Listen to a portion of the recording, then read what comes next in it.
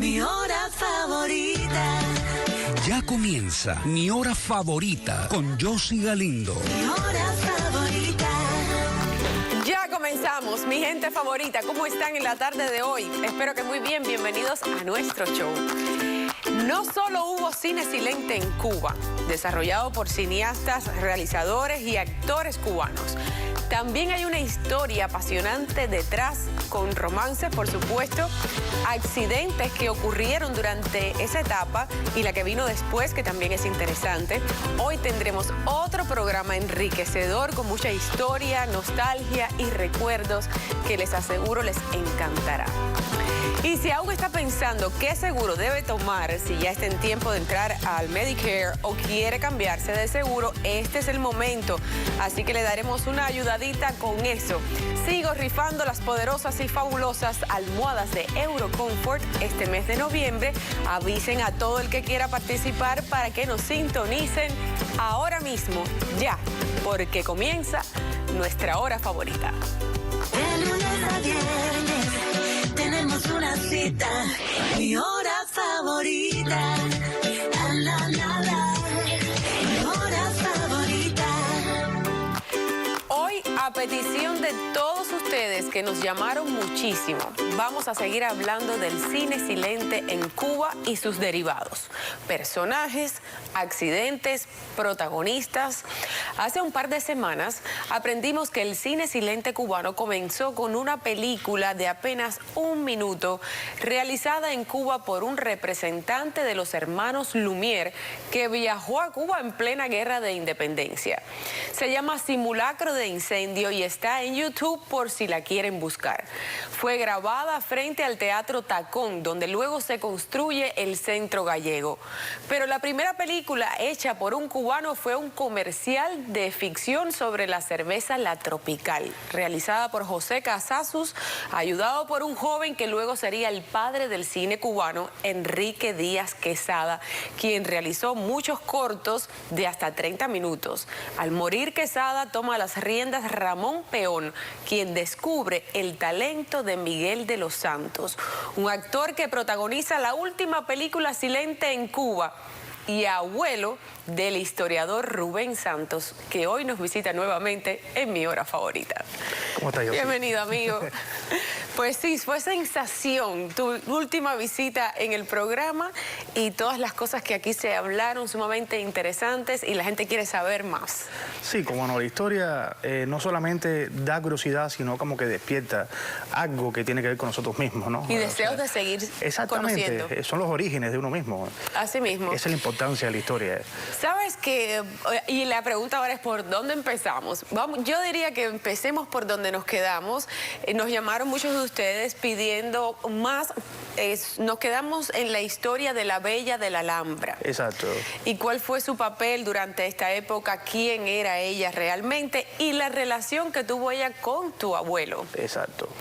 Mira, esta muchacha, ella llega a Cuba en la década del 20, bien jovencita. ¿De Francia? De Francia, francesa, sí, era francesa. O sea, la película fue una adaptación quizás para buscar al público, pero realmente la verdadera Rachel, o sea, era francesa. Le decían la francesita, ese era el nombrete que tenía. O sea, que La Bella de la Alhambra, la famosa película cubana de La Bella de la Alhambra, protagonizada por Beatriz Valdés, exacto, tiene mucho de ficción, ¿no? Completamente. Exactamente. Es una fusión y quizás para hacer agradable el tema de la película, pero inclusive mientras estemos hablando te vas a dar cuenta que la historia de Rachel, aparte que sí es sonada, es muy diferente a la película, completamente diferente. ¿Por qué? Cuéntame entonces. Bueno, comienza todo en que ella es francesa, no es cubana, o sea, incluso viene en una oleada de viajes a Cuba, donde vienen muchas francesas y vienen a probar suerte con los cabarets, con la parte artística. En Francia era normal.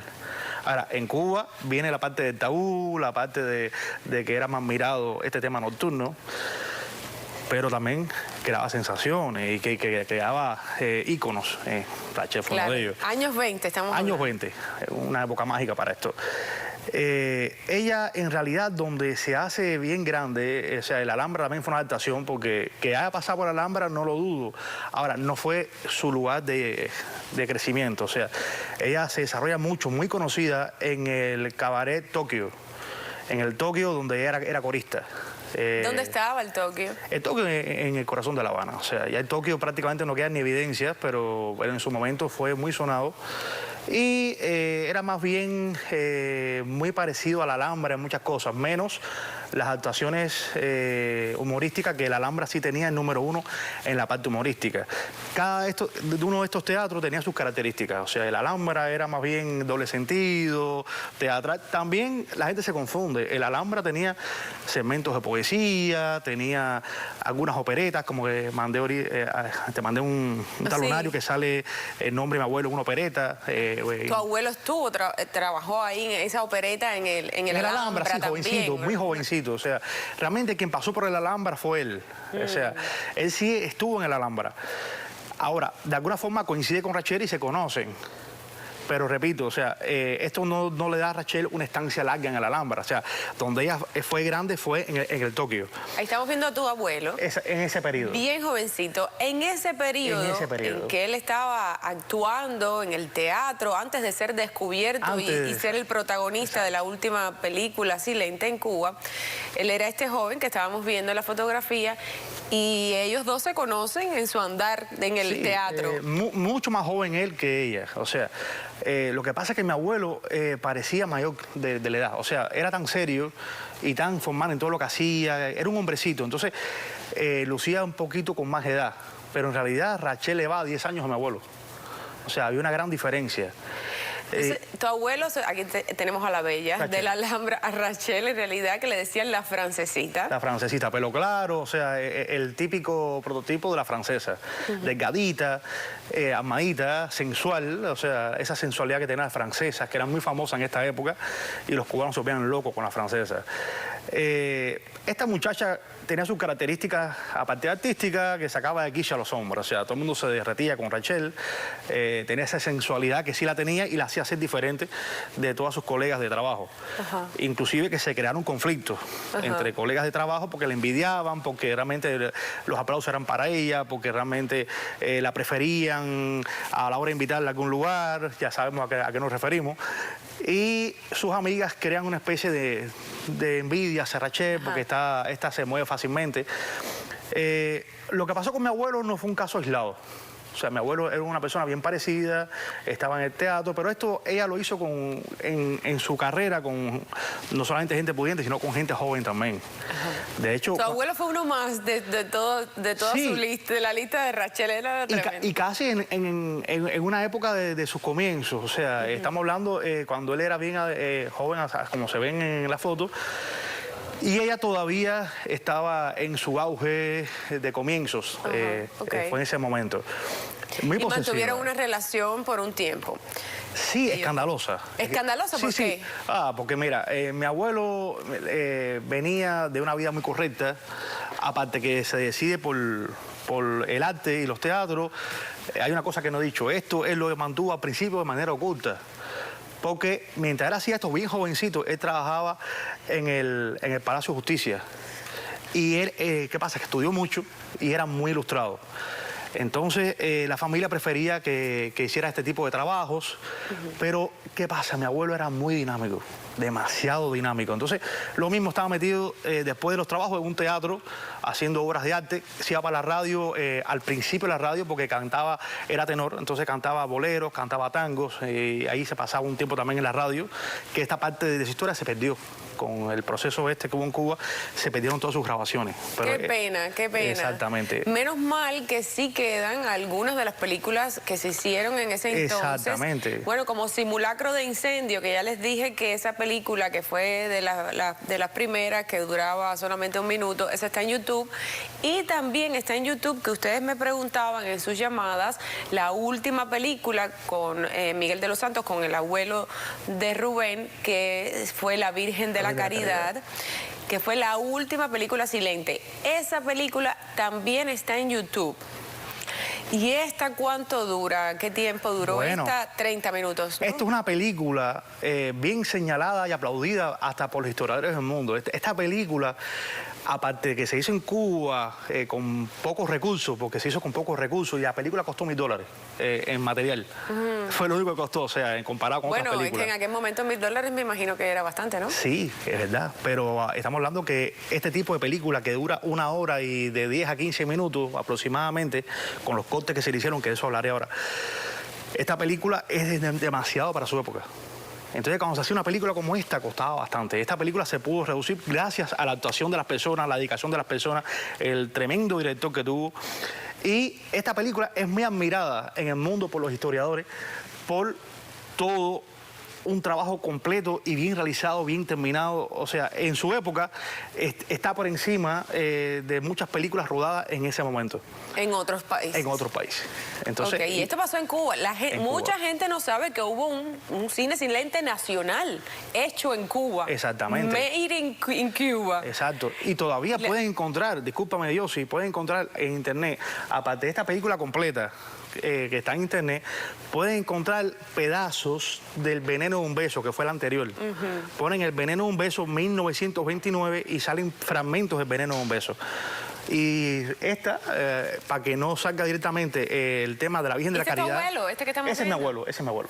Qué increíble. Ese es mi Es abuelo. impresionante y conmovedor la dedicación tuya. Bueno, tú eres un historiador de los buenos, pero aún así, ¿cómo conoces a tu abuelo como si de verdad lo hubieras conocido, hubieras compartido vida con él? Bueno, yo que Tú conocí fue hablas al viejito. Sí. Al viejito fue que Sí, pero conocí. claro, pero tú hablas con él como si hubieras compartido una vida con él.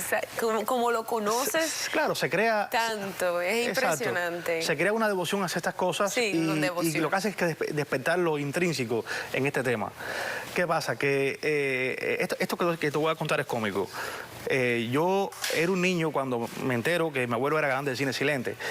Y cuando veo la primera vez a mi abuelo en pantalla grande, yo era un niño también. Y yo no asociaba al de la pantalla con mi abuelo viejito. Claro. Entonces me acuerdo de ese tema y me da risa. Pero bueno, vamos. Él te hacía esas historias. ¿Cómo era tu abuelo el viejito? Quien más me habló de esto fue mi abuela, su esposa. O sea, abuelo lentamente, que después hablaré sobre esto, se fue alejando de la parte artística, aparte de haber estado muy involucrado en lo artístico, porque recuerdo que estuvo en el cine sonoro también y en muchas cosas a la vez, pero llega un momento que él rompe con lo artístico, ese se encanta, pero bueno, de esto hablaré después. Déjame regresar a Rachel, porque si... Sí, a Rachel y a la Alhambra. Exactamente. Y toda esta época, porque por el Teatro Tokio y la Alhambra, ¿cuáles fueron sus momentos cumbres? Bueno, esta década, bueno, el Alhambra es más viejo todavía. Déjame explicar algo sobre el Alhambra. Mira, qué bueno que hablaste de esto, Yossi. El Alhambra en realidad al principio era una casa, una casona de La Habana. No era ni teatro, era una casona. Cuando su dueño empieza a ver qué partido le saca a esta casona, él empieza, estas son imágenes de la Alhambra, reales. Él empieza a ver cómo hace algo que le dé dinero. Y él estuvo haciendo diferentes cosas. Hizo un gimnasio de calidad para la época, hizo un lugar de patinaje. Nada de eso le funcionaba. Cuando él lo hace teatro, empieza a ver cierto desarrollo. Y lo que hace es que le elimina ciertas paredes, ciertas columnas y le hace balcones. O sea, esos balcones en una casa de Punta Alto, como los que había en La Habana antigua, se podían hacer. Y es una casona adaptada al teatro. ¿Qué pasa? Sí, comenzaron haciendo algunas cositas serias, pero ¿qué pasa? Para rellenar y para hacer algo más atractivo, que la gente llegara, empezaron con el doble sentido, los chistes y usando los personajes tradicionales de las calles cubanas. Ajá. O sea, empieza el teatro vernáculo ahí en esa época también. Exactamente. Ok. El Alhambra De eso fue podemos hacer otro programa. principal en esto. O sea, que ya hubieran algunos personajes dando vueltas, sí, los había, pero el Alhambra les pone el cuño. Les pone el cuño. Exacto, ahí se hace fuerte el negrito, que eran varios negritos, un día lo haremos esto. Sí, no, de los negritos y del teatro vernáculo Exacto. tenemos que hacer otro programa y si ustedes quieren que hagamos un programa sobre eso, llámenos o sobre cualquier otro tema de esta época dorada de Cuba, que dicen que fue una época dorada, los 20, los 30, llámenos al 305-396-1454, cuáles son sus recuerdos y testimonios de esta época dorada en Cuba o lo que le contaron sus padres, ¿no? Y sus abuelos. Llámenos 305-396-1454. Tenemos incluso tenemos, que no las pusimos, las fotos donde está enterrada supuestamente. Estuvo enterrada Rachel. Estuvo enterrada Exacto. Rachel en Calabazar, ¿verdad? En Calabazar de La Habana. En Calabazar de La Habana. Bueno, vamos a seguir hablando de esto, de las abuelas y la abuela y las tías de Rubén, que estaban en las orquestas femeninas de la época también, y los accidentes que ocurrieron en el cine silente cubano. Regresamos enseguida, no se me muevan de ahí. Por acá continuamos conversando esta charla que puede durar horas y días con el historiador Rubén Santos aquí con nosotros en mi hora favorita, hablando del cine silente cubano, que mucha gente no sabía ni siquiera que existió un cine nacional cubano hecho en Cuba, sobre la historia de Rachel, más conocida como la Bella de la Alhambra, y su verdadero paso por la Alhambra. ¿Quién era Rachel, la francesita que llegó a Cuba a revolucionar allí y a rivalizar con otras mujeres? Es verdad que había muchas francesas. Yo les hice la historia de Mazzantini, el torero que estuvo cuando habían corridas de toros en Cuba. Él se enamoró de una francesa allí. También fue famoso ese romance. O sea que había muchas francesas en Cuba en esa época de los 20 y los 30, acabando en buen cubano. Bastante. Como Rachel. Exacto. Pero ¿cuál fue el fin de Rachel? Rachel sí no hizo cine silente, ella estaba en el teatro. No, Rachel, lo que pasa es que muere joven, que es la parte que el público no sabe. Rachel no envejece como te ponen en una película. Rachel muere jovencita. A Rachel la matan. A Rachel la matan y todo. Como a Lola. Sí, lo que... Era ese tipo de historia, lo que le ocurrió a Lola, la que mataron a las Lo tres. que Lola fue un asesinato ya premeditado por el muchacho este que no soportó el bochorno. Ahora, el caso de Rachel fue casi accidental. Lo voy a decir por qué. Porque siguió incurriendo en estar con personas de dinero. En este caso se empata con un muchacho también jovencito, pero de buena familia. Este muchacho era familia de Cirilo Villaverde, el que hace La Cecilia, el que escribe La Cecilia. Y este muchacho de nombre Oscar era bien joven, bien serio igual, pero Rachel sabía que al ser joven lo manipulaba. Ella llevaba una vida aún muy libertina, a pesar de que este muchacho le había puesto una casa ahí mismo al lado de... Oye, que hay cosas que no cambian en el tiempo, Exacto. señor. Sí, al lado del Hotel Astor. ¿Y qué pasa con esto? Que eso tuvo ya un tope, ¿ya? Tuvo un tope, el muchacho llegó un día, algo pasó, algo ocurrió pasionalmente, y en una discusión donde él no pensaba hacerle nada, porque hay que poner las cosas en su lugar, donde no pensaba hacerle nada, aquello se fue de las manos, muy típico de Rachel, porque mi abuelo me contaba el caratico que se mandaba a Rachel, pero bueno, mi abuelo simplemente terminó. Este muchacho parece cegado por el amor o por el despecho, tenía una botella de champán en la mano, que pensaba abrirla quizás. Ella estaba desnuda cerca del baño y en un momento de despecho él le da un botellazo por la cabeza, ella cae y se mata. Menos mal que no pensaba hacerle nada, mi amigo. Bueno, un botellazo. No, estamos hablando que no era el plan. Claro. Estaban hasta a punto de brindar por algo y compartir, él estaba evitando. Él pierde los estribos y le da un botellazo. Yo digo sí porque quizás lo ves raro, pero como no conoces la personalidad de esta muchacha, como me contaba el abuelo en la familia, te das cuenta que era complicada esta señora. Esta muchachita era bien complicada y se buscaba muchos problemas. Entonces, en este caso, este muchacho le da botellazo y acá esto lo coge de sorpresa. ¿Qué pasa? Que él la coloca en la bañadera como si ella se hubiera caído. Y hace un cambio de escenario y se va y cierra la puerta y tenía llave. Lo que causa el mayor escándalo es que la policía se da cuenta que cuando, no recuerdo quién fue el que entra, creo que fue una persona que limpiaba, o sea, se percatan de que no había forzado la puerta, que todo el escenario estaba como que todo ocurrió dentro, no había entrado ni por ventanas ni por... Y descubren que fue realmente asesinada. Exacto. ¿Cómo es un asesinato no premeditado? Y se llega al límite del tema, lo que como el muchacho, todo se comprueba lo que había pasado, y era de una familia, todo se arregló que él se fue hasta La Habana. Se libró. ¿Y ella entonces fue enterrada dónde? En el cementerio de Colón, en la necrópolis de Colón. Pero ahora viene una parte interesante de esta historia. Este muchacho viviendo en Calabazar de La Habana, el pueblo donde yo nací, porque también fue a parar a ese lugar, él se cambia el nombre. Irónicamente se pone hasta el mismo nombre de mi abuelo, Miguel. Miguel Villaverde. O sea, en vez de Oscar Villaverde, Miguel Villaverde. Entonces, se queda viendo en Calabazar y pide los restos de Rachel y los vuelve a enterrar en Calabazar, donde él todos los fines de semana visitaba la tumba y se Hombre. quedaba sentado delante de la tumba como con cierta congoja, o sea, No, y culpa, enamorado y claro. con cargo de conciencia. Claro que sí. Y la tumba estuvo por mucho tiempo en ese lugar. Estas fotos que acaban de ver pertenecen a este sepulcro. Pero en los tiempos actuales, que esto pasa mucho en Cuba y ha pasado hasta con personalidades, de pronto desaparecen los restos de Rachel.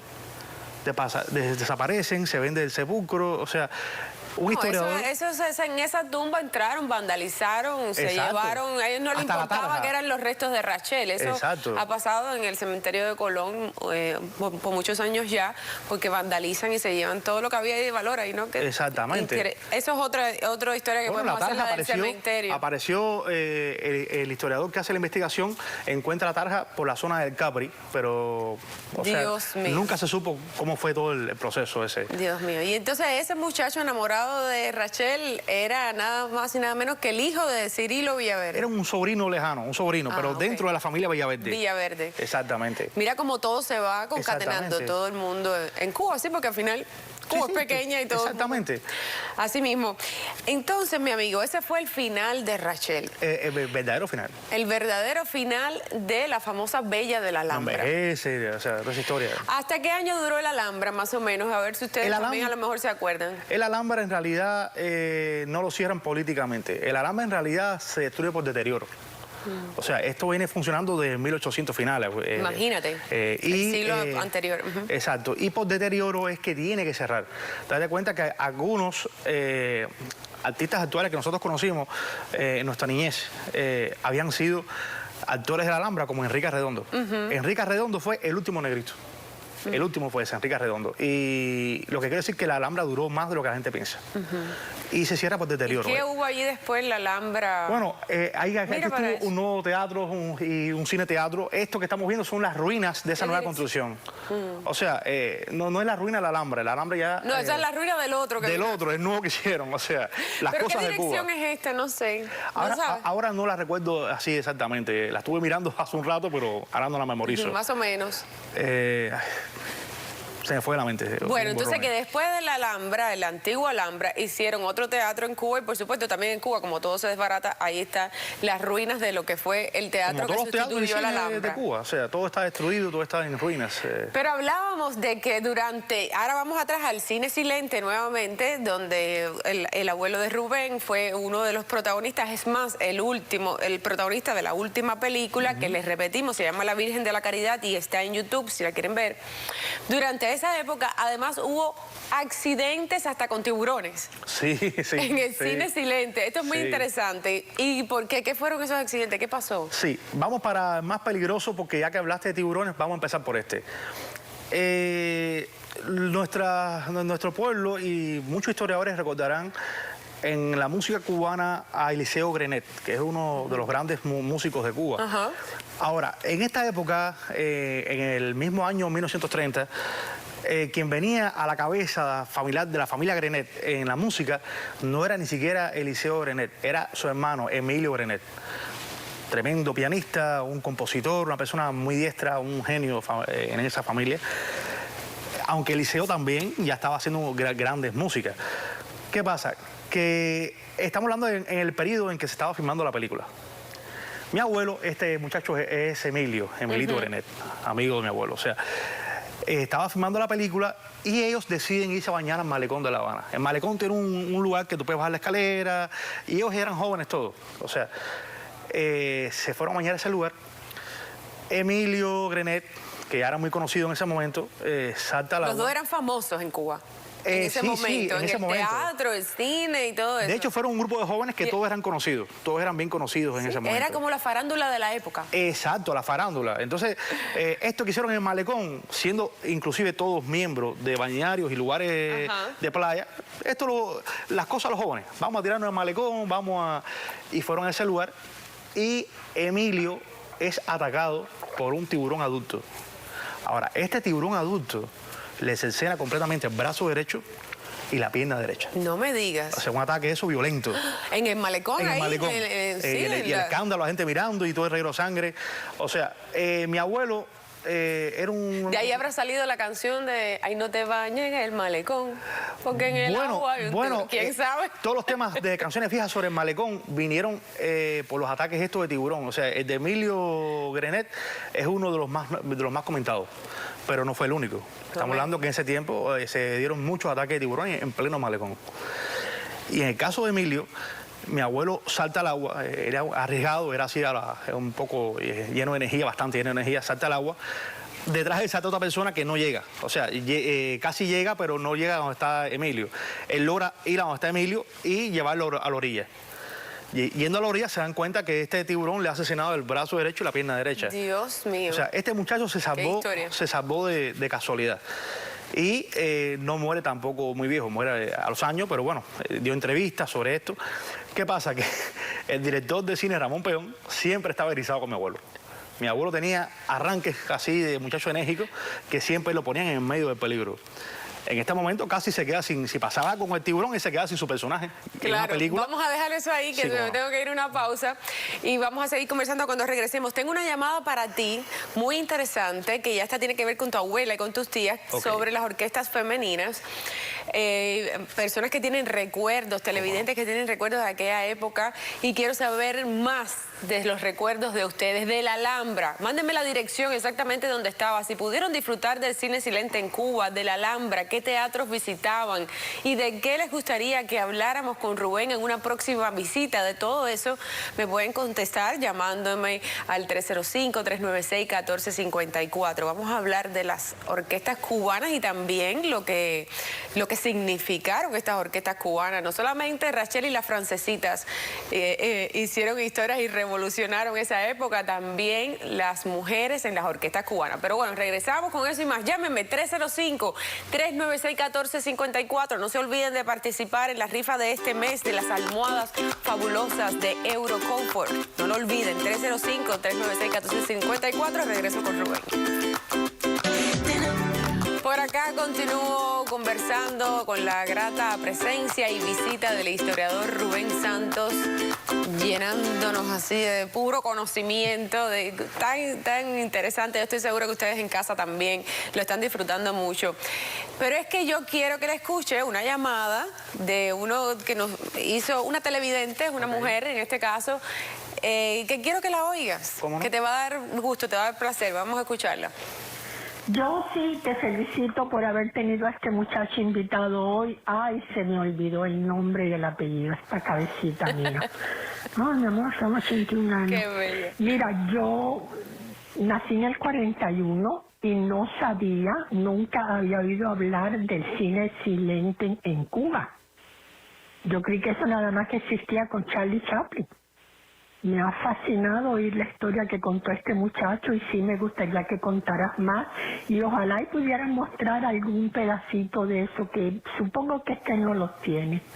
Pero fue muy interesante y cuando hablaron de las mujeres en la orquesta, yo me acuerdo cuando tenía 5 años que nos llevaban a pasear por el Prado para que viéramos a las mujeres orquestas. Yo insistía en que teníamos que bajarnos de la máquina, Yo quería verlas de cerca porque siempre la veíamos de paso. Y una vez sí le caminamos de frente así a varias. Pues nada, mi amor, gracias por haberme llevado al pasado y te felicito como siempre por el programa. Muchas bendiciones. Gracias por esa llamada. Me encantó esa llamada. Y me imagino que a ti también. Emocionante. Estamos hablando Niño, se pasó un nudo en la garganta. Te emociona. Sí, porque es mi abuela y son mis tías y mi abuela. Ellas fueron las que me criaron a mí. Qué bonito. O sea, estamos hablando de las personas que me educaron, las personas que me dieron el conocimiento. A faltar de ellas, se creó un gran hueco en la familia, que aún nadie se adapta a eso. Y ya te estoy diciendo a qué magnitud llegaron estas señoras. Eran las maestras de todos nosotros.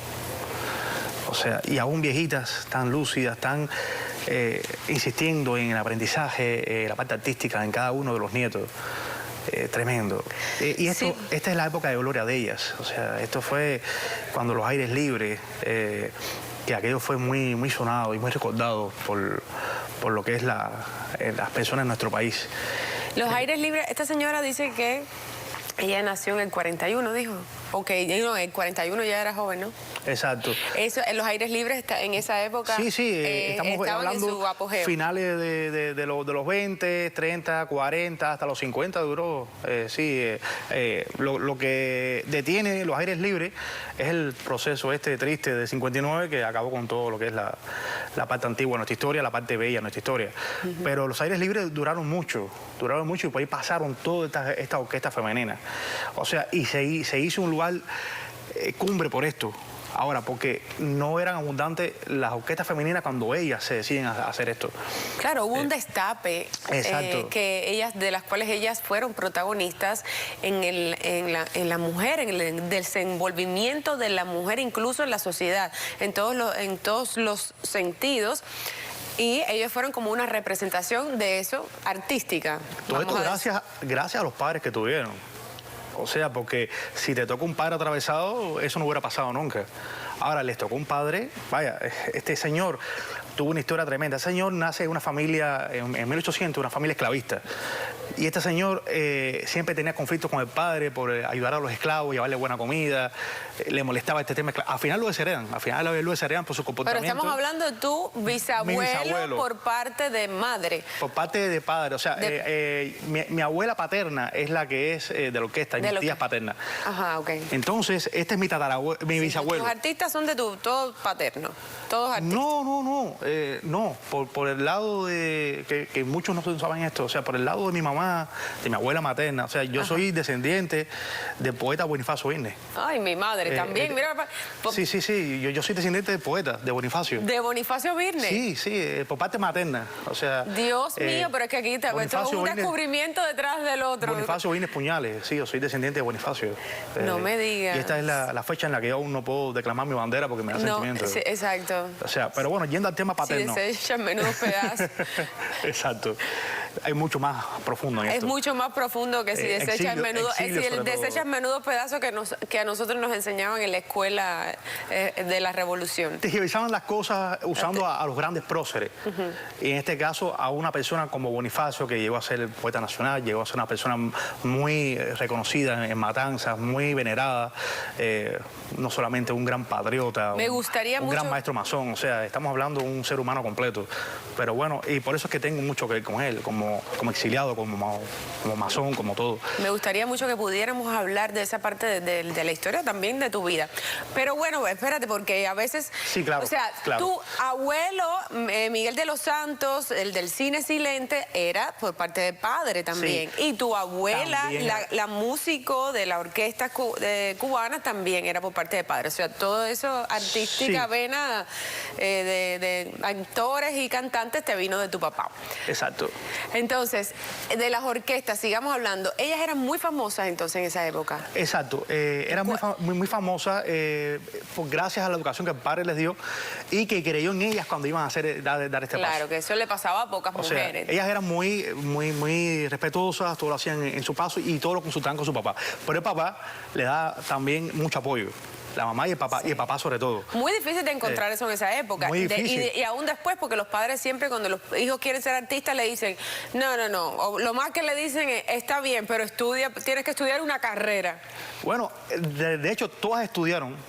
Eran muy instruidas, cada una tenía una y dos y tres carreras. Okay. O sea, pero el hecho de hacer estas cosas les compensaba que podían hacer la vida artística. Y el padre es el que le enseña música a cada una. O sea, el padre sabía de música y es quien le enseña música. Y después es que busca maestros para que las ayuden mucho más. ¿En cuáles orquestas ellas estuvieron entonces? ¿En Sueño o Anacaona? La Ensueño, que fue la primera. Primero hace una orquesta muy pequeña que no duró mucho porque eran ellas como hermanas. Luego hacen una fusión con amigas y militan en la orquesta Ensueño, que el Ensueño fue la que más fuerte hizo jazz en Cuba.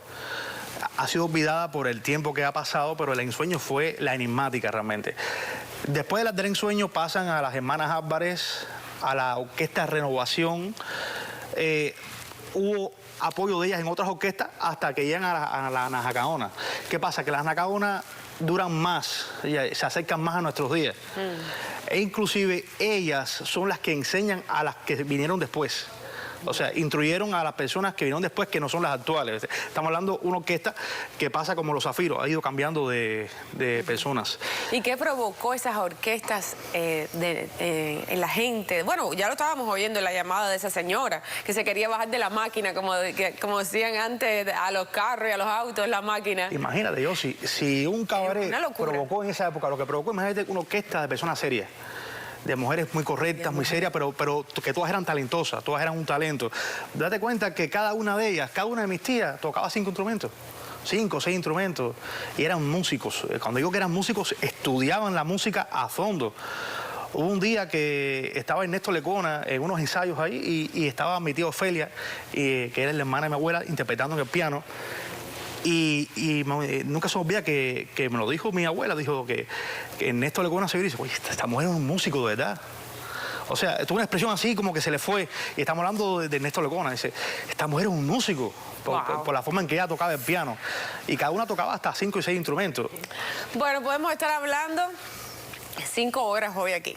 Pero ya por hoy vamos a terminar, por hoy, solamente por hoy. Ustedes van a decidir cuánto más quieren escuchar de todas estas historias, de lo que se nos ha quedado hoy aquí. Hubo muchos más accidentes durante el cine silente. Bien interesante también las historias que me ha contado Rubén sobre cosas que pasaban tremendas. Y el Ensueño estuvo en el cine, la orquesta Ensueño también estuvo en el cine. Sí, bueno, sobre la orquesta, sobre su familiaridad con Bonifacio Birne, que nos acabamos de enterar todos aquí. O sea, que lo que tenemos que hablar con Rubén es un mundo, porque él es un estudioso día y noche de la historia, no solamente del cine silente cubano, sino de Cuba y de muchas cosas más. Así que aquí lo vamos a tener, si Dios quiere, por mucho tiempo. Esta es tu casa, por supuesto. Y gracias por traernos todo ese conocimiento. A ustedes llámenme 305-396-1454. ¿De qué quieren saber? Aquí, mira, que lo sabe todo está aquí. Gracias, Rubén. Gracias. Y ahora vamos a hablar un poco de salud. ¿Sabes por qué? Porque nosotros sabemos que los problemas de salud no siempre ocurren en los momentos habituales, en horarios habituales, vamos a decir. A veces nos sorprende. Muchos de estos eventos ocurren cuando menos lo esperamos, desafortunadamente, en horarios imprevistos. Y es por eso que Cano Health creó el programa para urgencias médicas. Escuchen bien. Se llama Cano at Home, para sus afiliados, Cano en la casa. Contar con un programa en el cual tengamos atención médica las 24 horas del día, los 7 días de la semana, un programa que da acceso a una línea telefónica médica de urgencias las 24 horas, es fenomenal.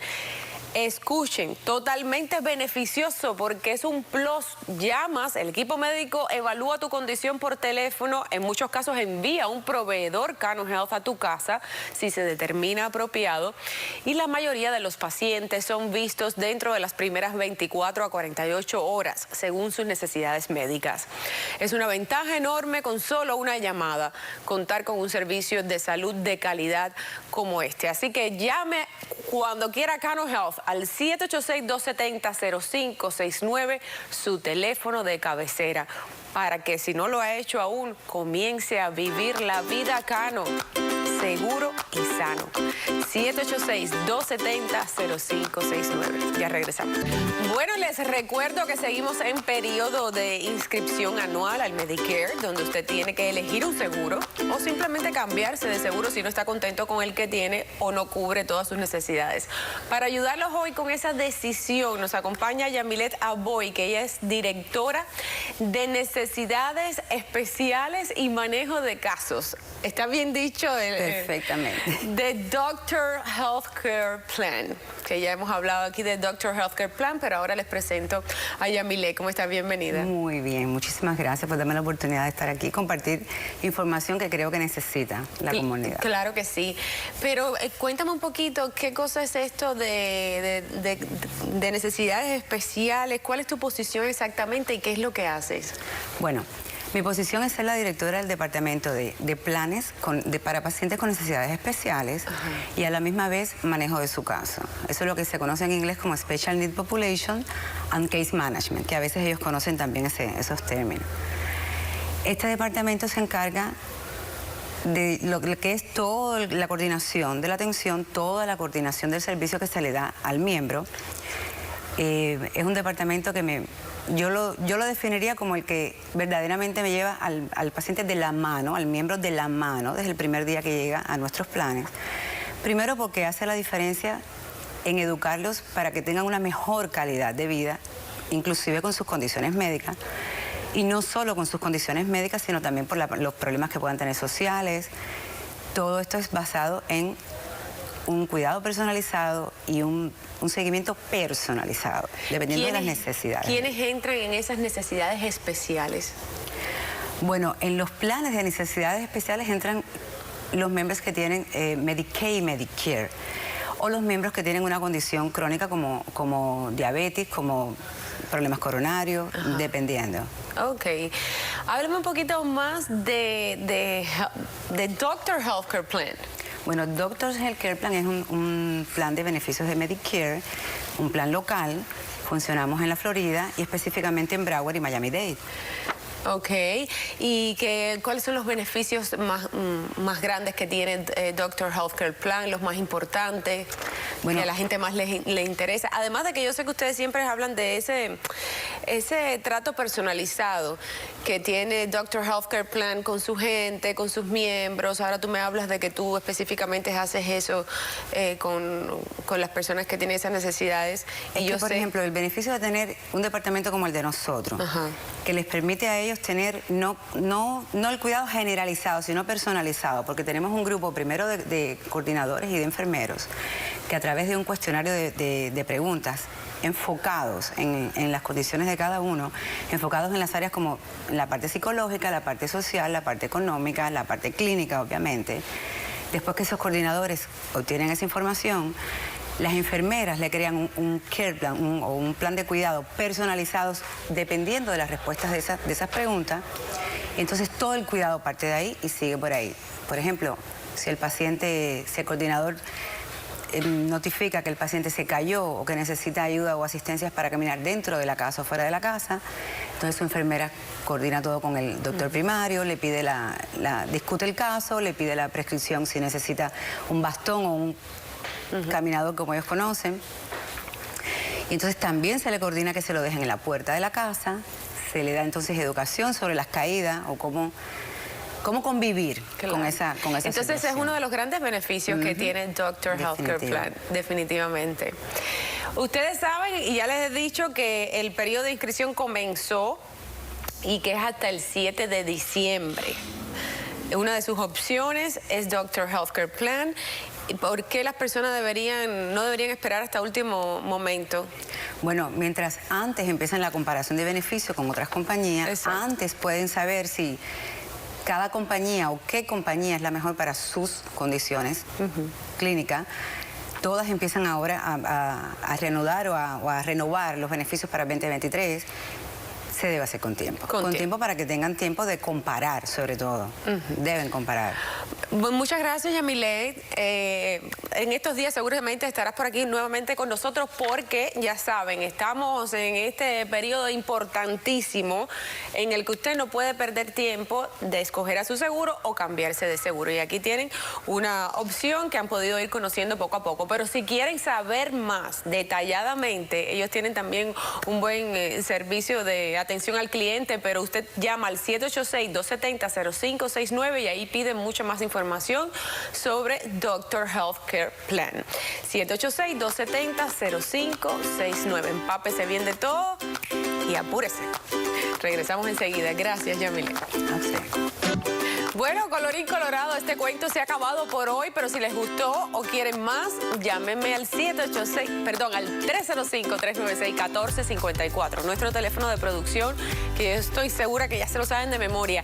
Y ese es el mismo teléfono al que tienen que llamar para participar en nuestra rifa del mes de noviembre, que son las almohadas de Eurocomfort, las poderosas almohadas de Eurocomfort para descansar mucho mejor, para dormir toda la noche divinamente bien, porque tienen toda esta tecnología de nanotecnología, precisamente, que es una tecnología que hace que las personas puedan descansar mucho mejor y más profundamente, y además cuida de su piel. Son unas super almohadas cortesía de Eurocomfort y de Mi Hora Favorita para este mes de noviembre, para que usted pueda llevarse las almohadas a casa. La otra vez que fueron muy populares, muchas personas se quedaron fuera cuando hicimos el concurso, así que lo traemos nuevamente en este mes de noviembre. No pierda la oportunidad y avísele a todo el que quiera participar para que nos sintonice todos los días de lunes a jueves a las 3 de la tarde. Rieguen la voz, cuídense mucho, que los quiero un montón. Tenemos una cita, mi hora favorita.